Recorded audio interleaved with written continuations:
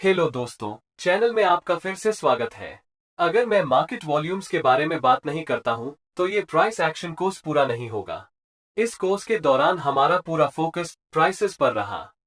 Price action की सफलता के लिए वॉल्यूम्स एक बहुत ही महत्वपूर्ण भूमिका निभाता है, चाहे वो ट्रेंड्स या पैटर्न्स की पहचान करना हो, चाहे वो ब्रेकआउट्स और फॉल्स ब्रेकआउट्स का पता लगाना हो, चाहे वो किसी ट्रेड से एंट्री और एग्जिट करना हो, वॉल्यूम्स एक आवश्यकता है। जैसा कि आप जानते हैं, वॉल्यूम एक लीडिंग इंडिकेटर है, जिसका अर्थ है कि ये प्राइस से आगे चलती है या बस प्राइसेस में कुछ होने से पहले वॉल्यूम्स पहले से बदलाव दिखाएगा। ट्रेडर्स के रूप में हमारा कर्तव्य प्राइस और वॉल्यूम्स के बीच इस रिलेशन का पता लगाना है, ताकि मार्केट पर एक एज हासिल हो सके या बाजार की प्राइस मूव्स का पहले से अनुमान लगाया जा सके। तो चलिए बिना समय बर्बाद किए तुरंत शुरू करते हैं। मुख्य रूप से वॉल्यूम इंगित करते हैं कि किसी गिवन पीरियड में कितने शेयर खरीदे और बेचे गए हैं। शेयर जितना एक्टिव होगा, उसका वॉल्यूम उतना ही अधिक होगा।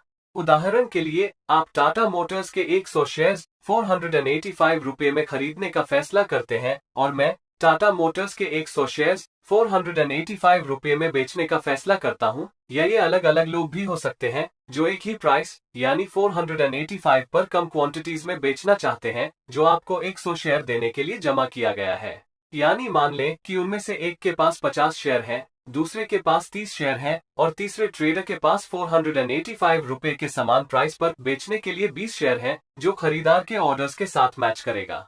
तो एक प्राइस और क्वांटिटी का मैचिंग होता है, जिसके परिणामस्वरूप एक ट्रेड होता है। आपने और मैंने एक साथ 100 शेयर्स की वॉल्यूम बनाई है, या आपने और अन्य 3 सेलर्स ने 100 शेयरों का एक वॉल्यूम मैच बनाया है, क्योंकि यदि आप ध्यान दें तो टोटल 100 शेयर्स सेलर्स से बायर्स को ट्रांसफर होते हैं। बहुत से लोग वॉल्यूम को 200 मान लेते हैं, क्योंकि 100 खरीदे गए और 100 बेचे गए। वॉल्यूम को देखने का यह सही तरीका नहीं है, क्योंकि केवल 100 शेयर ही सेलर्स से बायर्स को ट्रांसफर करते हैं। मजेदार बात यह है कि वॉल्यूम्स की जानकारी अपने आप में काफी बेकार है। उदाहरण के लिए, हम एनएसई की वेबसाइट से जानते हैं कि किसी विशेष दिन के लिए रिलायंस इंडिया का वॉल्यूम 16 लाख शेयर्स है। तो मुझे बताएं कि आइसोलेशन में पढ़ने पर यह जानकारी कितनी उपयोगी है। यदि आप इसके बारे में सोचते हैं, तो व्यक्तिगत रूप से उपयोग किए जाने पर इसका कोई महत्व नहीं है, और इसलिए वास्तव में हमारे एनालिसिस के लिए इसका कोई मतलब नहीं होगा।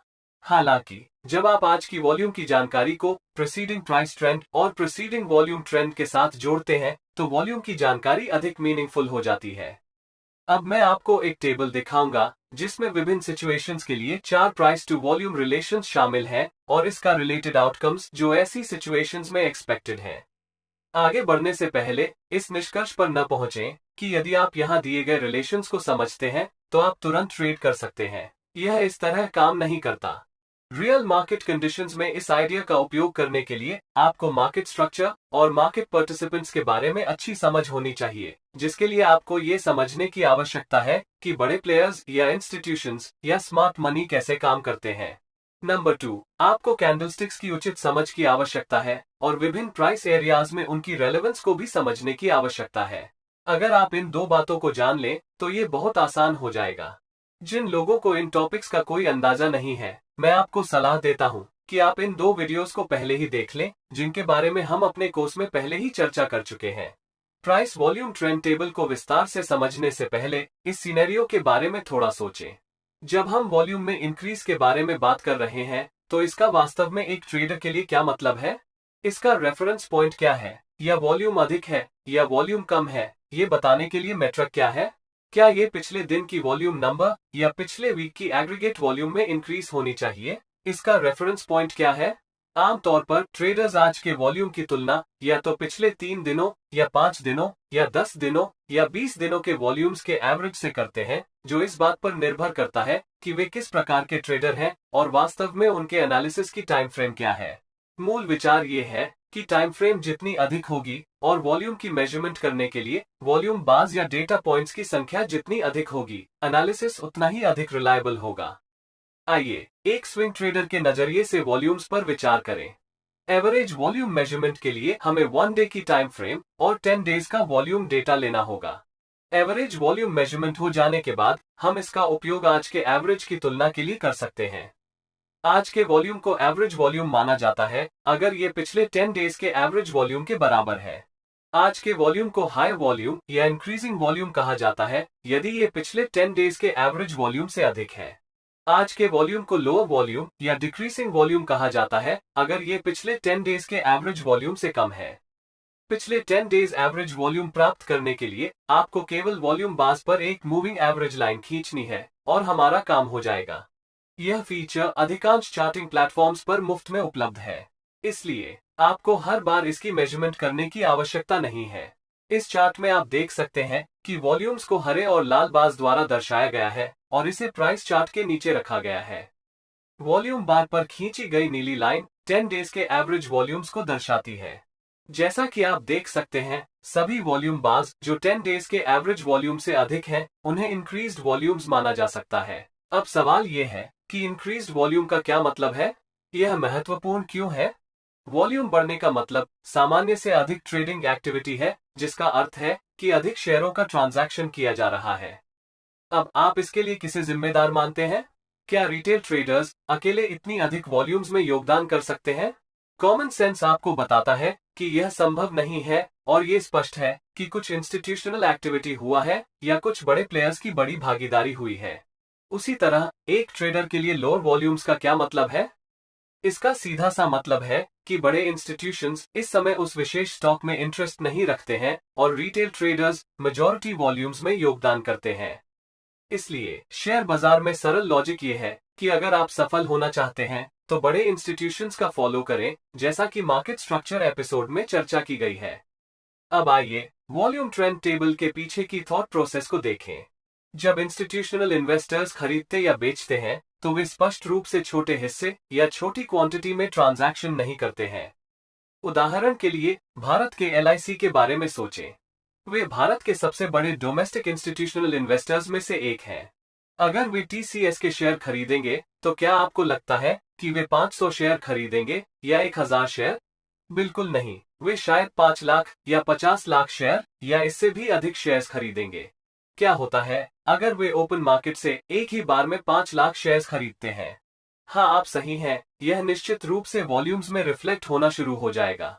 इसके अलावा क्योंकि वे शेयरों का एक बड़ा हिस्सा खरीद रहे हैं, शेयर की प्राइस भी बढ़ जाती है। यहीं पर मुझे आपको याद दिलाना है कि इंस्टीट्यूशनल मनी को स्मार्ट मनी कहा जाता है।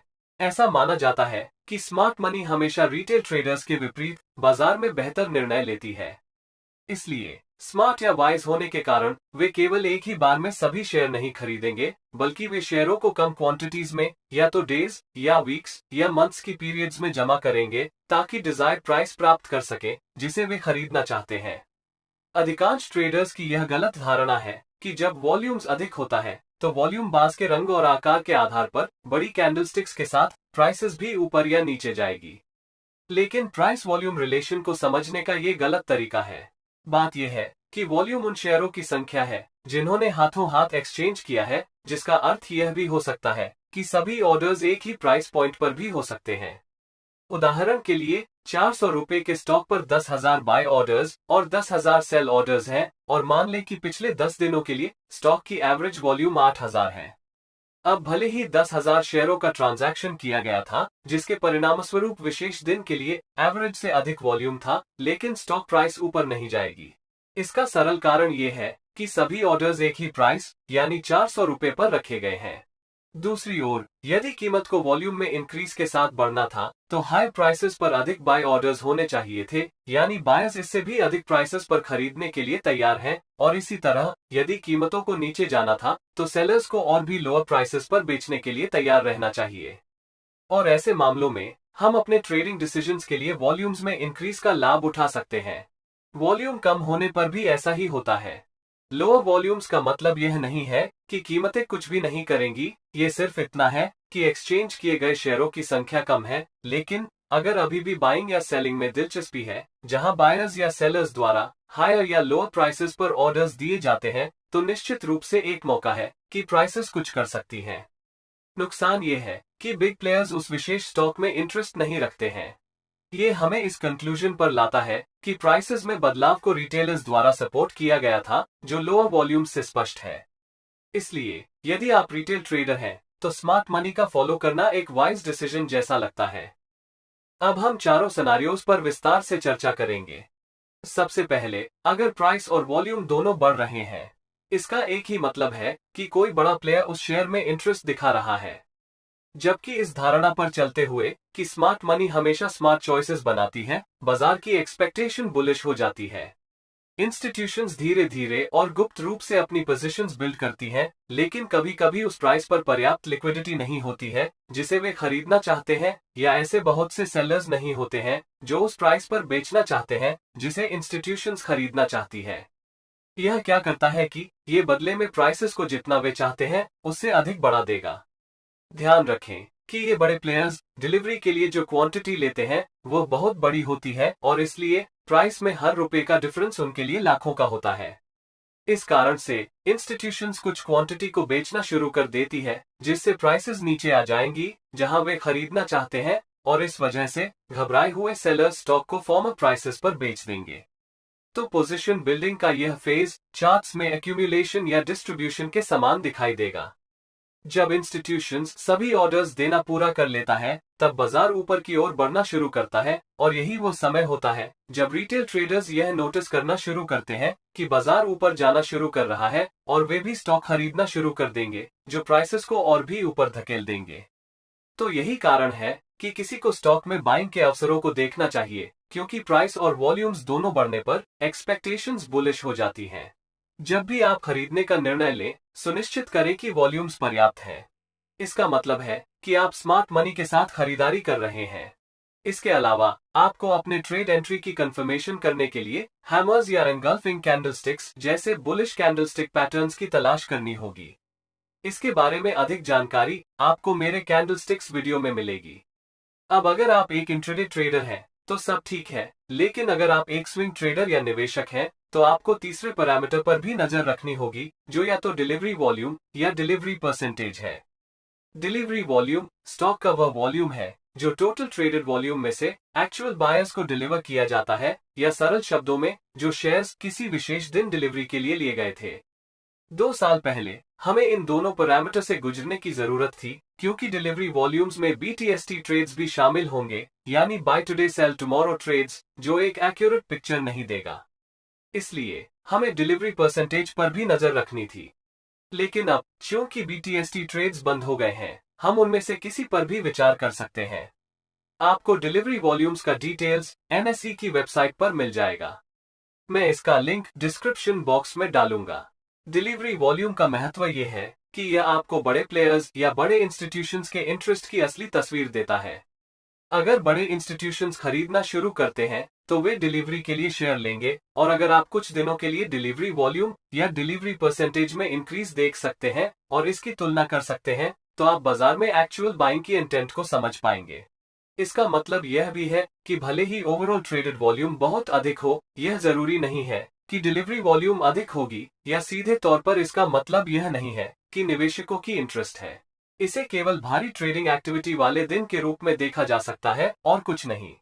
दूसरे मामले पर चलते हुए, आपको क्या लगता है कि जब कीमत बढ़ती है लेकिन वॉल्यूम घटता है तो क्या होता है? इस स्थिति के बारे में फॉलोइंग टर्म्स पर विचार करें। नंबर 1, कीमत क्यों बढ़ रही है? आसान जवाब, क्योंकि मार्केट पार्टिसिपेंट्स खरीदारी कर रहे हैं। नंबर 2, क्या प्राइस इंक्रीज से जुड़े कोई इंस्टीट्यूशनल बाइंग है? सरल उत्तर, यह आवश्यक नहीं है कि प्राइस इंक्रीज से जुड़े इंस्टीट्यूशनल बाइंग हो। अब महत्वपूर्ण प्रश्न आता है, आप कैसे जानेंगे कि इंस्टीट्यूशनल इन्वेस्टर्स या बड़े प्लेयर्स द्वारा कोई मीनिंगफुल परचेस नहीं की गई है? इस बेसिक असम्पशन से कि अगर वे खरीदारी कर रहे होते तो वॉल्यूम बढ़ जाता, और रियलिटी में वॉल्यूम्स घटता नहीं।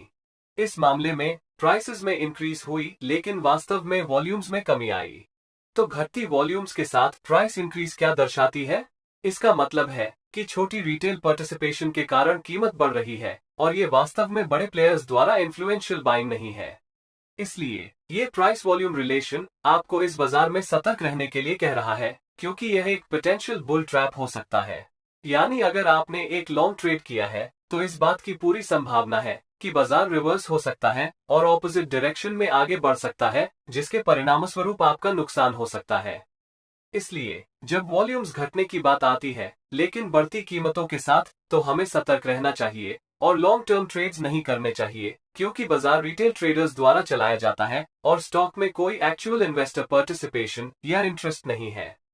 तीसरे प्रकार की ओर बढ़ते हैं, जो वॉल्यूम्स में इंक्रीज के साथ साथ प्राइसेस में कमी है।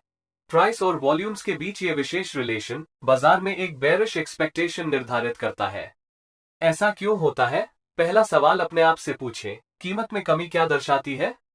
कीमत में कमी ये दर्शाती है कि मार्केट पार्टिसिपेंट स्टॉक बेच रहे हैं, लेकिन इसके विपरीत वॉल्यूम्स में इंक्रीज स्मार्ट मनी या बड़े इंस्टीट्यूशंस की पार्टिसिपेशन का संकेत देती है। जब दोनों घटनाएं एक साथ होती हैं, यानी प्राइसेस में कमी और वॉल्यूम में इंक्रीज, तो इसका मतलब है कि स्मार्ट मनी स्टॉक बेच रही है। वे इसे धीरे धीरे और गुप्त रूप से करते हैं ताकि मार्केट पार्टिसिपेंट्स को घबराहट न हो।